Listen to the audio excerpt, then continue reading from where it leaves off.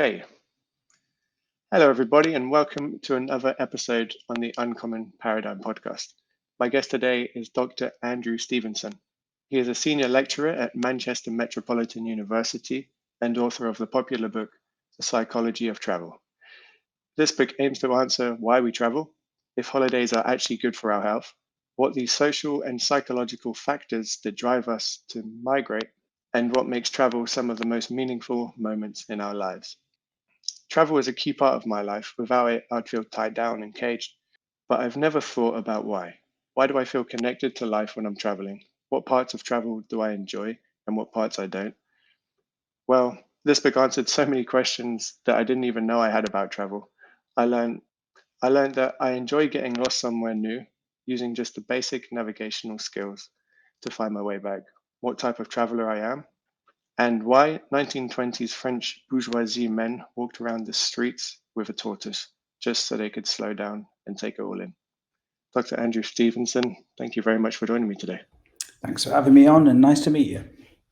Likewise. So you've just returned from Guatemala. What was the ambition for going there? Since 2016, I've had a research collaboration with some partners in Guatemala at one of the universities there. And we've been doing some work with different groups of young people, mainly in educational psychology. Life out there is quite different for young people, can be quite challenging. And we've been doing some research into something called resilience, which is quite a popular phrase in the English language, but in psychology, it means how we overcome risks and challenges and develop a sense of well-being in the face of those risks and challenges. So it's quite a catch-all phrase, really. But it's very relevant to young people in Guatemala because the young people we've been working with, they don't always have the opportunity to go to full school. Sometimes they have to work, quite street connectors, as we call it. Oh, I see. And so resilience, from what you're finding out, is that a character trait, personality type, or is it more nurture? Well, it's a good question. It's something that we've been asking ourselves, and it's rather than seeing it as a kind of personality trait, what I think we've found is that it's a characteristic of a community. And so you might have, for example, some communities that are more resilient than others. And everybody knows that if all of us get into difficulties from time to time, whether it's to do with learning or whether it's to do with, depression or stress or whatever, what we need is people around us, organizations, volunteers, who can help us out. And so we've been looking at how some voluntary organisations can create a bit of a resilient space for some of these young people. Oh, well, that does sound very interesting. So my take on resilience, the informal version that I've been brought up with, is that you go through hard times, and by going through the hard times, you're learning to cope with it. You're learning to, be resilient through those moments. How could you train that otherwise? From what we've found and sort of observed as well, is that in order to develop that sense of resilience in the face of hardship, there are certain what we call protective factors that can help us out with that. And those protective factors might include community organisations or family or peers, or even, professionals like psychologists in some cases, who can help you develop strategies for how to overcome risks. In 2020, just before the lockdown, the pandemic, the last time we went to Guatemala, we did some interviews with some families who'd lost their homes and had to be displaced. It was quite heart-wrenching, really. And we were looking at how the community had helped them to respond and what kind of things had helped them to survive, not so much physically, but in terms of psychologically, really. To transition into the book, travel as a whole, as I alluded to in the introduction, I love it. I can't live without it. And I'm sure many people feel the same way. What is it about travel that makes us drawn to it? Is it the novelty? Is there other stuff? I know it's a big question. Maybe one of the first things to say is that travel is something that isn't universal. You and I maybe have quite a lot of experience of traveling. But in quite a lot of countries, of course, travel is not habitual. It's something that is culturally relative. I think there's only a minority of people in the United States who actually have passports. People travel for lots of different reasons. Sometimes people don't travel, but lots of people who don't travel. But for us, culturally, It is quite common in Britain, and most of travel is for leisure, but lots of other travel motivations include work and studying and so on. It's not just for pleasure. Sometimes people do it reluctantly. They may be have to travel because of the place they live has become unsafe. And so there are lots of different aspects of travel. But I guess that for travelers who travel for leisure, one of the great motivations is to have fun. And another motivation is for self improvement. And psychologists have talked about various different motivations to travel. Hedonistic travel is travel for fun, going to the beach and partying, that kind of thing. And the other word that psychologists have come up with is eudaimonic travel, which is travel for self-improvement. If you take those two things, I guess most of the leisure travel we do falls into one of those two categories, and there are lots of different aspects to each of those. And I think that is in chapter 5. At least that's where I read it. That was Yeah, and whether or not that happiness lasts very long when we get back. So we all know about jet lag and some of the short-term effects of travel, but one of the things we would quite like to think is that if we've enjoyed ourselves and felt happy whilst travelling, some of that has an effect on our lives when we return. Might sound like a boring answer, but some of the research suggests that travel for self-improvement tends to have a longer lasting positive effect than travel for fun, because it can be a bit of a culture shock getting back into your work, I suppose. But I think, if you think about when you're on holiday, for example, which is one of the popular reasons for traveling, I'm doing hedonistic things, like I might be bombing down a mountain on my bike or something like that, which is fantastic, fun. But other times I might be doing things like learning a language or learning about culture, visiting art galleries, something like that. So I don't think there are categories of people so much who do those two different things. yeah. In chapter 2 was about wayfinding, and I found that chapter to be specifically relevant to my life. I find in there you were talking about cognition, wayfinding, and how to avoid getting lost. And you come through the 3 varieties of wayfinding: the commuter, exploratory, and quest. And I think, to my understanding, that also encompasses recreational, resolute, and emergency type of traveling. Well, I mean, wayfinding is a necessary element to any type of travel because I think all of us have experienced feelings of disorientation. I guess one of the big risks of traveling is getting lost, isn't it? And some people thrive on getting lost, and some people it's their worst fear. And so, obviously, we've sort of developed strategies. You might call them cognitive strategies, problem solving strategies to reduce the anxiety associated with being lost. And that's what wayfinding is really. It's developing routes, that's ROUTES routes rather than ROOTS routes, but developing routes which enable us to grow more familiar with a new environment. Because, I mean, the concept of arrival anywhere is fascinating, and it's perhaps one of the most emotional moments of any journey, isn't it, when you arrive somewhere for the first time, whether it's just because you're experiencing a new auditory landscape because everyone's talking in ways that you may not be used to. I visited New York once. I've only been once, and obviously the main language there is English. But even so, it was a kind of English I'd never heard before. It was the accent which I'd heard on TV so often in films, and it's that sort of disorientation. And against that, we have to try to develop a map. I won't call it an internal map because I think it's not something internal like a cognitive map, but it's more a familiarity with a place. Some people call it placemaking. I think that idea of how we do that is really important. And of course, we use all sorts of cues to help us with that. We use cues such as we look at what everybody else is doing to help us. We decide whether somewhere is safe depending on whether other people are using that route. Sometimes use repetition in order to develop a familiar route that we feel happy with, and then after a while we might slightly divert from it and try a different sort of tangent off a route. So there are also sort of problem solving techniques. And there's something with being disorientated and arriving but at a place you've never been before. It's almost the novelty is tied into that arrival. It is, and one of the things that's interested me a lot, and I didn't necessarily write about it so much in this book, but for my PhD, I actually did a project about the senses and how the senses are involved in wayfinding, and how we use the senses differently to negotiate the experience of arrival.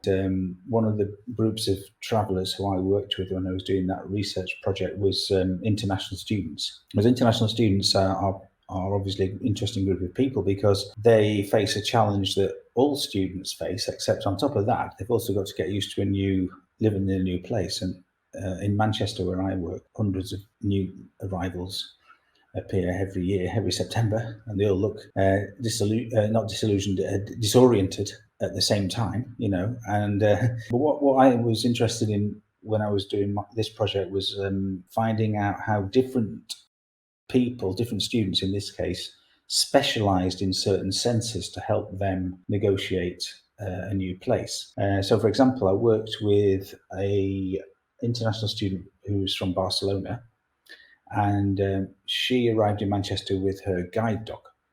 And they spent a year or 18 months developing a kind of auditory map of Manchester just through their repetitive walking each day and negotiating and navigating the city through sound and through touch. And I thought that was a really interesting. And so I worked with her as part of my PhD, and I was lucky enough that to meet her first of all, and for her to agree to do some of her favourite walks with me and tell me all about how she had navigated these routes. And she told me some really, what I think are counterintuitive things. Like, for example, we were walking down a famous road in Manchester called Oxford Road. It's a road I often avoid because it's so noisy and the traffic's quite heavy. It's one of Europe's busiest bus routes. It's notorious for having too many buses. Okay, and but she told me, she said, what I want to do here is walk really close to the road, because I use the traffic as a sort of navigating tool, because it gives me, because I can hear this straight line, as we walk down. Yeah, so that was interesting. So that was something that, by navigating with sound, she was obviously navigating the city differently from the way I would. And then she took me into her favourite bar, and she told me that she loved this bar. It's called Big Hands. And I've always thought it was really cluttered, this bar, and it's very difficult to move around inside. But she said, I always go in here because there's so much furniture that I can feel my way across the room. So do you know what I mean? So there are all these different sensory priorities that she had. I'm interested in this part of wayfinding. I find through my experience, it's a personality type of thing.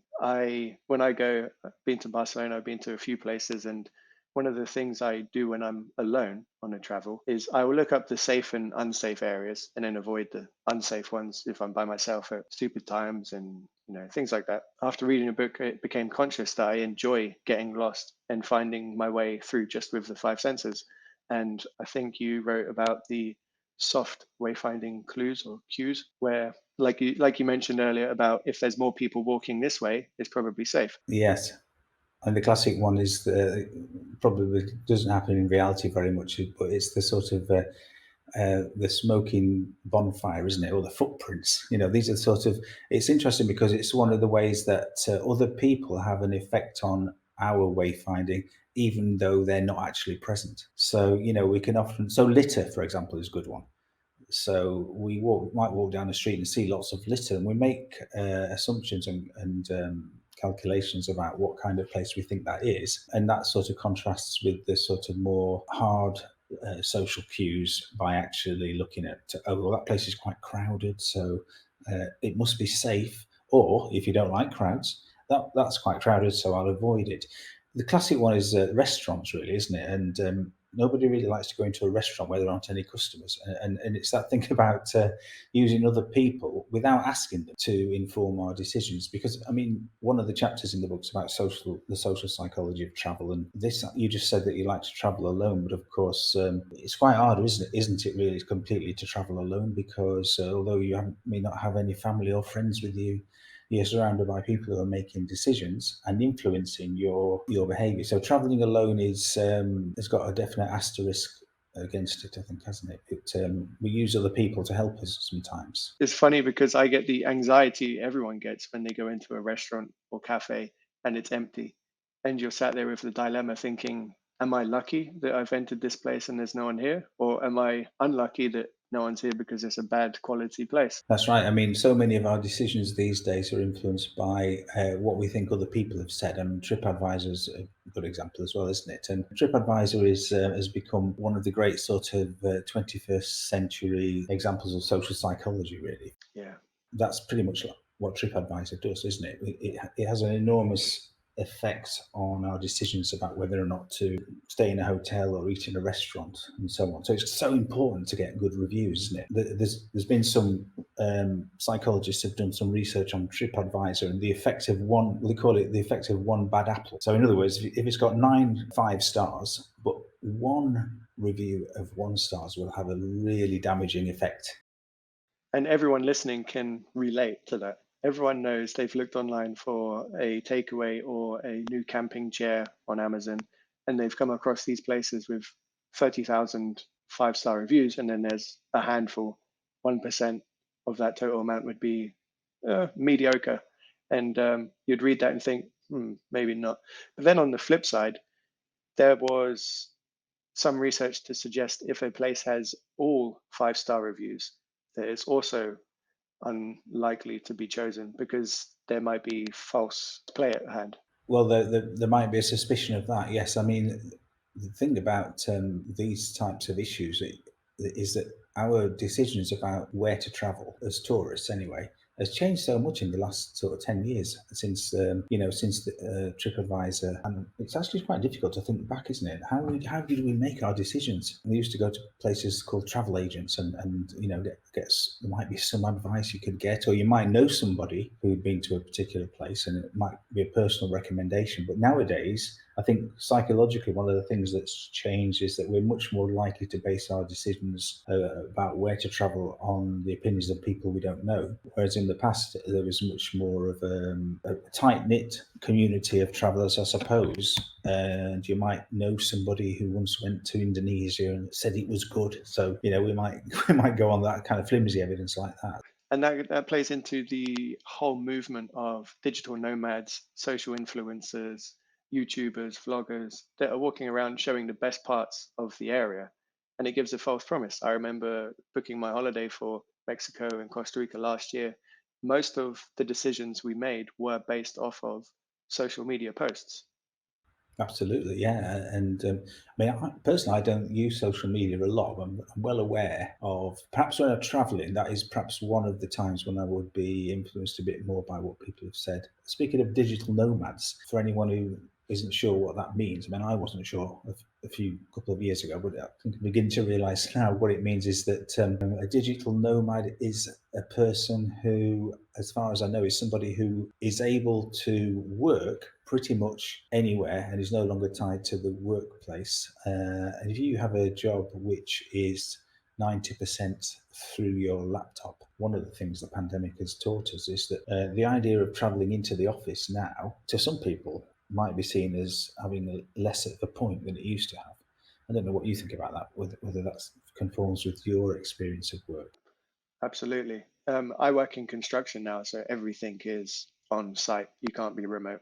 I think we call it the office workers, which would be the higher up, the architects, the um, client management, those sort of people. They can maintain a remote or work at home lifestyle. In construction during the winter is an abysmal place, I think.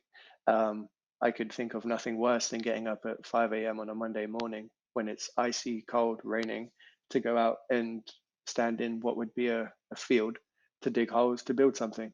It's a really, really tough way of making a living that I found myself in. And the current job I'm working on, we're building some laboratories here in Cambridge, in Addenbrooke's. The building right next to it is all office buildings, all windows, glazing. So as I'm walking up this construction skeleton to get to the roof where it's icy and bitter cold and windy, and I look over and I see people sat there on their desk with a cup of coffee in their hand. There's nothing more than I think of, I need a remote working job. I want to become a digital nomad. Well, there seem to be nowadays, we seem to have fall into two categories. Obviously, those people who can't do their jobs without being present. The bus drivers and children's entertainers, so on. There's lots of them. All the amazing people who work for the National Health Service, nurses and so on. And then there are those others, and I'm largely one of those. I'm very lucky. Is that the quality of my work isn't really affected by whether I'm in the building or at home, unless I'm teaching, of course. But when I was in Guatemala last week, having written about digital nomads a little bit in the book, I think I actually met the first people who I would definitely categorise as digital nomads. I was staying in an apartment in Antigua, which is a lovely city, and I've stayed there before, but I've not stayed there since the pandemic. There were three individual people staying, and they all had a different apartment, and they were there for a few weeks each. And each morning they would get up and get their laptop out at 9 o'clock and do their full day's work. And then in the evening they would sort of chill out. And then at the weekends, they would go off to explore different parts of Guatemala, whether it be forest or. I found this fascinating. They all told me pretty much the same story, that during the pandemic, their office work went remote, and so there was no longer any need for them to be present at work, because they were all from the United States. So one was from Singapore and two were from the States. And basically, they were just having the same working day as they would have been having if they'd been in New York or Singapore or wherever the third one was from. I can't remember, but they were really interesting. They were just they were clearly traveling, because they've been traveling all around Central America and staying in different amazing places, but still working at the same time. So it messes with our sort of preconceptions about work, travel, and pleasure.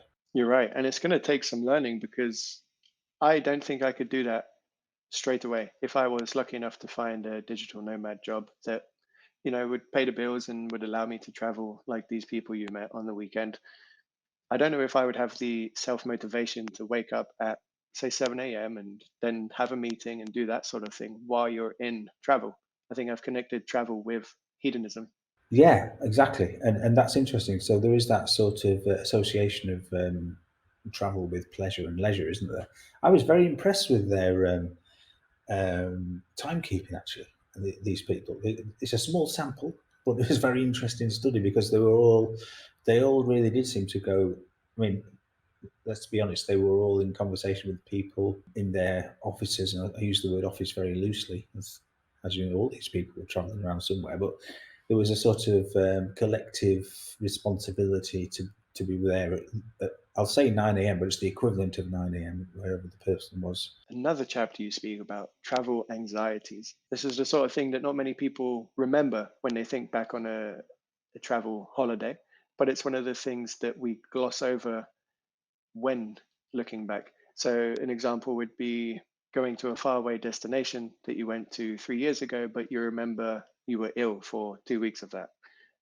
Those sort of things that we seem to have a foggy memory of, and yet it's also real when we're there in the moment. Well, I mean, we touched on one called anxiety, maybe a moment of uncertainty earlier on, was the concept of arrival. It's what arrival does to you is it throws you out of sync, doesn't it? Because we thrive on knowing where we are and sort of familiarity. And arriving in a new place is both exciting and disorientating. Now, there are sort of different flavors of anxiety. We talk about fear, anxiety, phobia, and worry, and they might seem to be all pretty much the same thing. But one of the things that a lot of people seem to have agreed with in psychology is that a phobia is probably not very helpful. A phobia of travel, like there are obviously plenty of people who don't fly, not for environmental reasons, but literally because it's like going into a lift and you might have a phobia against that. So that's not especially helpful. But if you take something like worry can actually be quite valuable. So you might be worried about the journey that you're about to take, and that worry may prompt you to make sure that all the arrangements are in place. There's a sort of sliding scale of anxiety, and some of it is valuable because it helps us get our act together.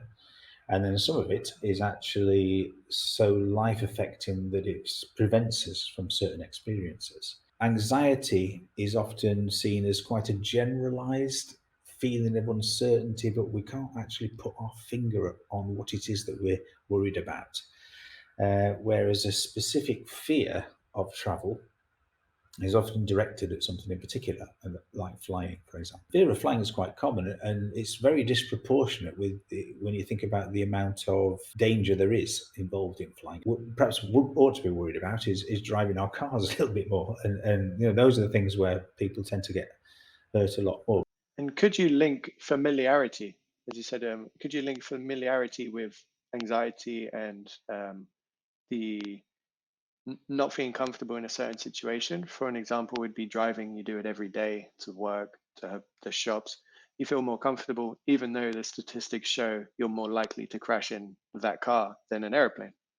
Complacency, really, isn't it? I Right. suppose. Yeah, it's that idea that, and the other thing really about flying is we don't have any control basically over the experience, and with, I mean, I'm what I'm saying right now is probably not something I've researched, but I'm thinking about with driving. Obviously, we do this when we're tired, and we do this when we're stressed, Hmm. and we do this in lots of a crowded environment. Whereas really with flying, you are it's perhaps one of the most, what's the word, I use the word mollycoddled, if that makes any sense, but it's the word which describes it. You are looked after, aren't you, when you're flying? It's Yeah. like being in a hotel, really. The flight crew, else is doing the driving, somebody else is feeding you. You're almost infantilized when you're flying. And it's funny, really, because one of the reasons why it's been suggested that one of the reasons why people get scared of flying, it's not actually a fear of being involved in a crash, it's a fear of separation anxiety, because what you're thinking about is the fact that you're being taken away from a very familiar experience, almost like a first day at school, and you're being taken away from your cozy family home, and you're in an unusual environment that you don't know, especially if you're an infrequent flyer, shall we say. And that sort of separation anxiety can sometimes add to the sort of fear of flying that we don't have when we're on our daily commute. So we so there's a small minority that have a phobia of flying. There would be a majority of people that are somewhere on a scale between they're uncomfortable flying and then they don't mind it at all.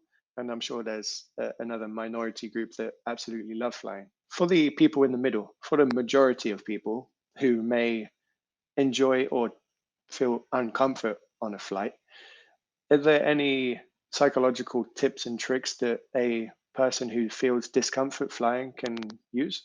Well, I think again, I would say a lot of the responsibility for that is not so much on the individual, but it's on the community, and again, it's on the actual airline and the travel Right. companies to provide those cues and those comfort tricks to help you feel a little bit more at ease. For example, you may have issues with mobility, or you may have issues with understanding the language.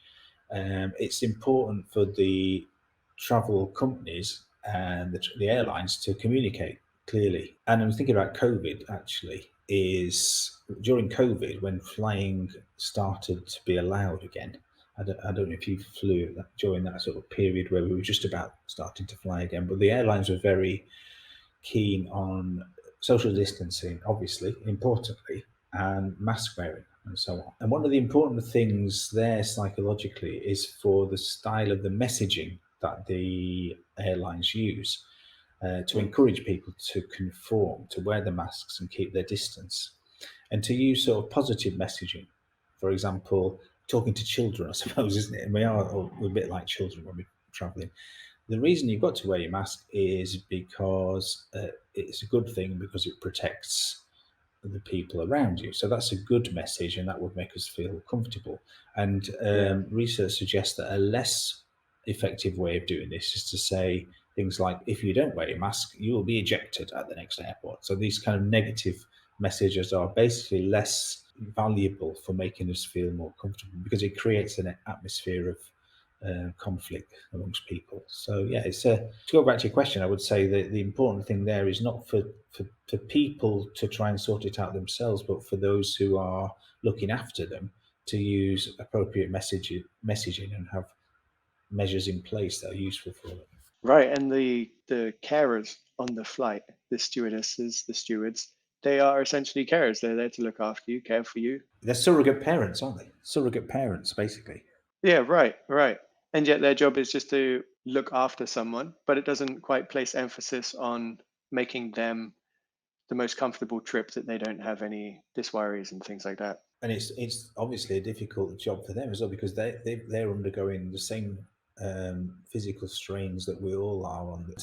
It's okay for travellers to look sort of weary and worn out, but the stewards and stewardesses they've got to have this sort of front of stage on stage appearance, haven't they, and demeanour. My partner is studying to be a sociologist, and she just 2 months ago told me the name for what you described there, and in typical fashion, I am now showing that I forgot what she'd said. However, I took the essence of it, which was that it's the front of house face. Everyone, even if you don't feel like it, you have to put up the face. I think I know what phrase you're looking for, and it's on the tip of my tongue as well. Going back to what we touched on earlier, hedonism and self improvement, hedonism and eudaimonic traveling. How do we do this with mindfulness, and how is the flow state intertwined with that? Well, there's a movement in psychology called humanistic psychology. Again, this was something which kind of started to become very popular in the 1960s and 70s. And at the core of humanistic psychology is the concept of well-being.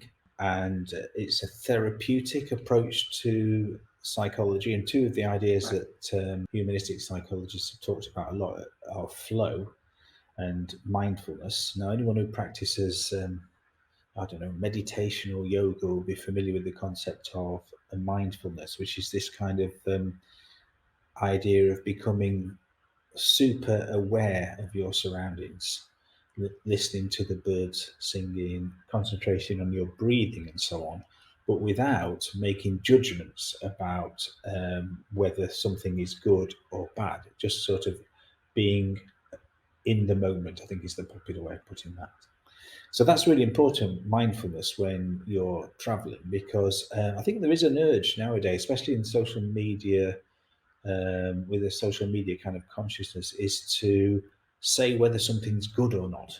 So mindfulness urges us to experience the moment through the senses and through the body and through the breath without having to give it 5 stars or give it 1 star. So if you're on a fairly long journey, very easy just to sort of write the day off and say, oh, this is just a travel day, it's going to be really boring. Whereas a mindful way of looking at that would be to say, well, hang on a minute. Buses can be quite interesting. We've got lots of things to look at. There's some interesting people here. I might meet somebody to talk to, and I'm traveling through a new landscape. So it's this idea of trying to experience the world without judgment and to be open through the senses to any experience. The thing about tourism is it tends to impose a hierarchy on experience. And it sort of tells you that your whole day, for example, is building up to seeing the Mona Lisa, or your whole day is building up to seeing this pyramid. Everything else is just a journey to it, and that's not that important. So with mindfulness, the idea is that every part of the experience is quite likely to provide, potentially, is quite likely to be pleasurable. I mean, you must. I mean, you've travelled quite a lot, and I'm sure some of the more interesting experiences that you've had have been on the way to things or in between places. Right. Yeah. I actually remember I went on a motorbike trip around Europe for 12 days, 10 different countries. One of them was Rome. I was looking forward to Rome so much. It's going to be the best place ever because of what social media has represented it to be. I get there and I see it, and the expectations are so far different than reality. I think I must have just gone on an off day. Everyone was annoyed that you were there. The locals didn't want to know or help you. There was rubbish everywhere, and I don't want to downgrade Rome. I will be going back to try see the beauty in it, which I did see. you know. And so you're right; those sort of moments that we perhaps didn't expect. You mentioned their expectation, and it going back to this idea of whether travel makes us happy. One of the things that's been found is that people's happiness or satisfaction on a excursion or something like that is really largely dependent on how good they expected it to be. And so, perhaps as you just alluded to with Rome, those things that we really expect to be amazing are very often the things that are most disappointing. Yeah. So one of the other concepts from humanistic psychology, as well as mindfulness, is the concept of flow, and they're quite similar, mindfulness and flow. But flow is more focused on this idea of self improvement through learning a new skill and getting totally absorbed in an activity that you're doing. And this can happen to people who are, for example, painters or people who are cooking. It can happen. It doesn't. It's not limited to travel. Flow is something that is a state. It's a state of mind, I suppose, and a state of body, and it's very desirable. And it's a great place to be. It's just that sometimes when we're traveling, we're able to enter these flow states, and travel can be a good gateway to that. And one of the sort of classic ones might be skiing down a mountain, something like that. Now, I'm not a big skier. I've only done it 2 or 3 times, but it is quite it's one of those activities you can completely get lost in, isn't it? And so travel can be an experience which enables us to experience this flow state. But I think it's also important to point out that we can also do. You don't have to travel to do this. Right. And I remember reading in the book when you talk about mindfulness and flow state, your recommendation for anyone that wanted to remember their holiday or their types of travel was to have a balance between being mindfulness in the small moments and having an activity you're completely absorbed in. This would obviously be different to every person. I myself, a bit more athletic, I would probably need more of those flow moments to consider something more meaningful. So flow and mindfulness are very much what we call the sort of present orientated outlook. So in other words, you get lost in the present. And the other type of orientation that's been talked about is the future orientation. So there are some people who find it difficult to let go and find it difficult to enter that state of sort of bliss where you're skiing down a mountain.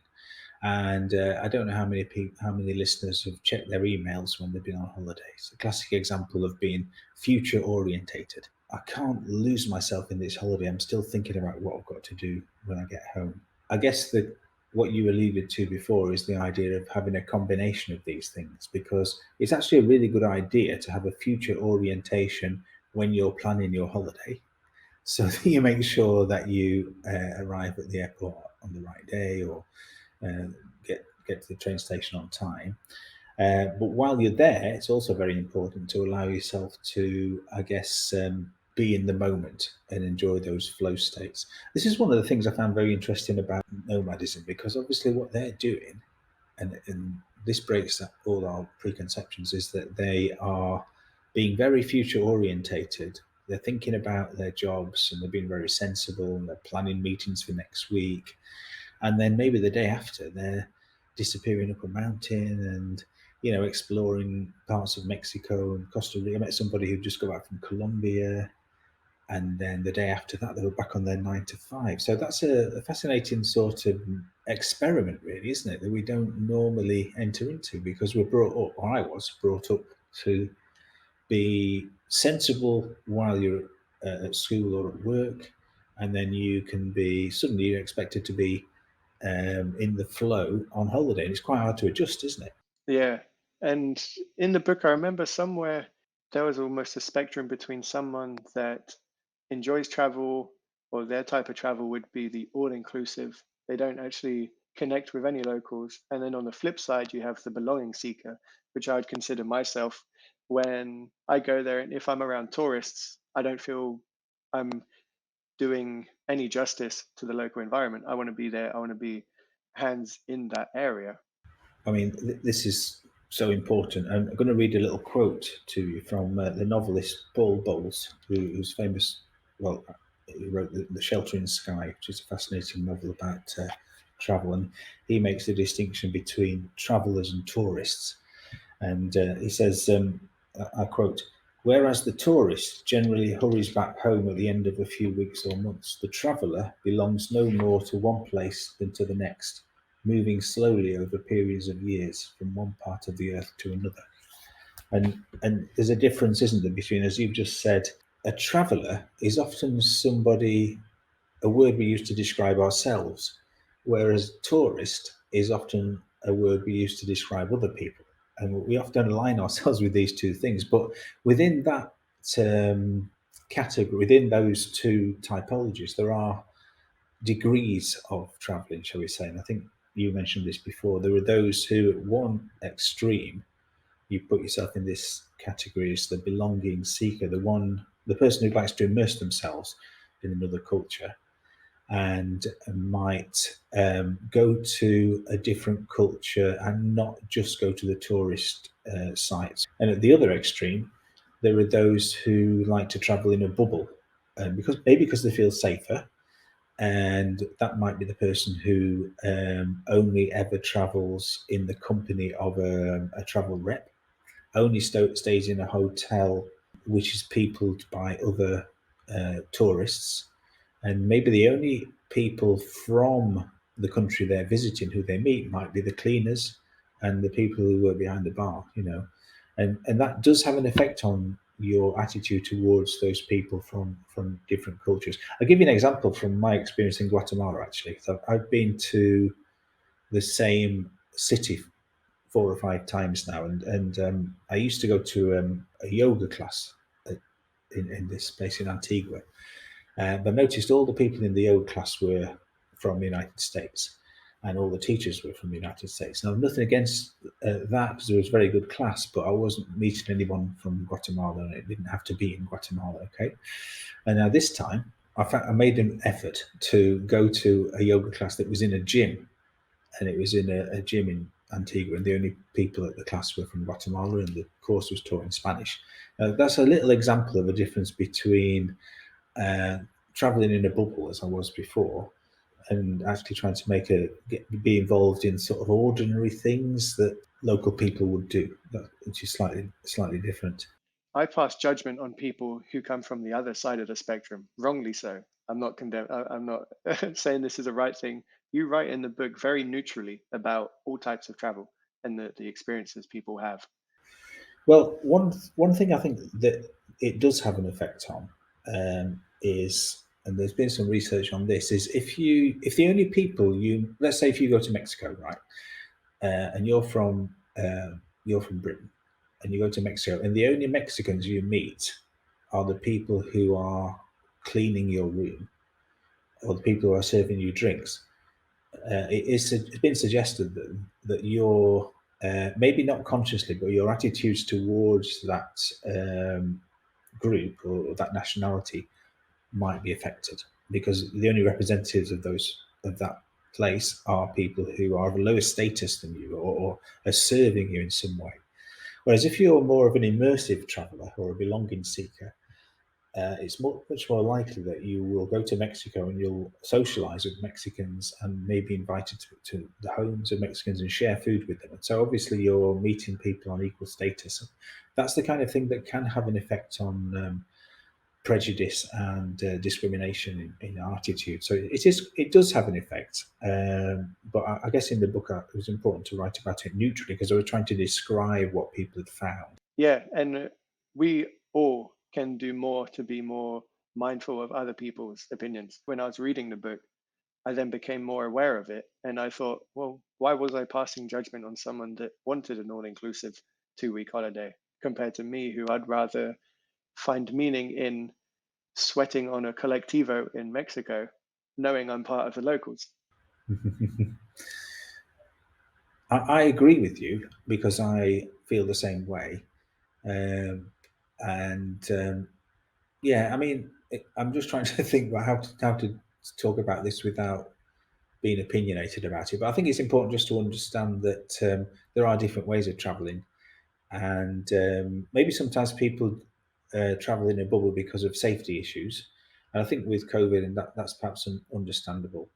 But yeah, it's interesting. I mean, this whole thing about going to a place but trying to do things that ordinary people do in those places. That when I went to Finland and the way that swimming is there, it's a very sociable activity that's linked to going to the sauna, and it's a place where people chat, and it's just quite a good way of discovering a place to do ordinary things there, I think. How do we all slow down?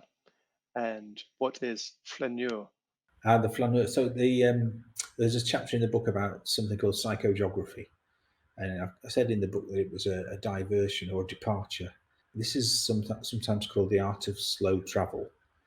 It's not travel as we know it really, but it's travel as in taking a slower look at the environment, and it might even be, in a perverse way, taking a slower look at your own local town or city.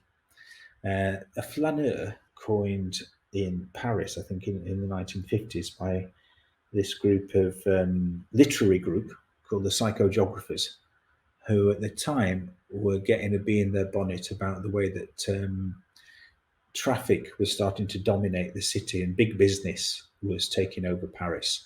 And they felt that it detracted from the sort of pedestrianised, more immediate experience of Paris. And so there was a movement towards walking the city, and a flaneur is a mythical character who basically walks the streets of Paris or London or anywhere else without any particular destination. And this goes back to this idea of travel not necessarily being about the place you're going to, but about observing without any particular itinerary the activity on the street. And the first few manifestations of the flaneur and the people who wrote about the flaneur, like Walter Benjamin, who walked with turtles, I think you mentioned him earlier on. He became popular for popularising the idea of walking with a turtle because it was metaphorically bound to slow you down and help you take notice of what was going on around you. The first flaneurs tended to be men who walked alone and didn't necessarily, they observed without really socialising too much. But what I've tried to do in the book is talk a little bit more about the way that the concept of the flaneurs, or the flaneur, has become much more of a way of life, which a lot of female researchers have looked at, and lots of more contemporary researchers have looked at ways in which walking tours have become very popular, haven't they, on the fringes of tourism. So there is a move towards just slowing down and not just flying around and spending one day in this city and another day in Las Vegas and another day in New York or whatever. And actually the flaneur is something I thought a lot about in the lockdown, which is when I wrote this book. Because I started to discover lots of interesting locations in my city just through walking, and I found all great expanses of green space I didn't know we had.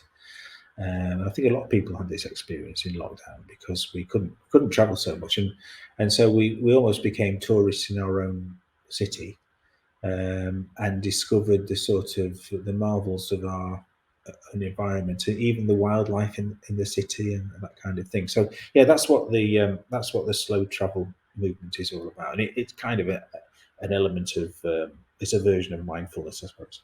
Yeah. I can see that.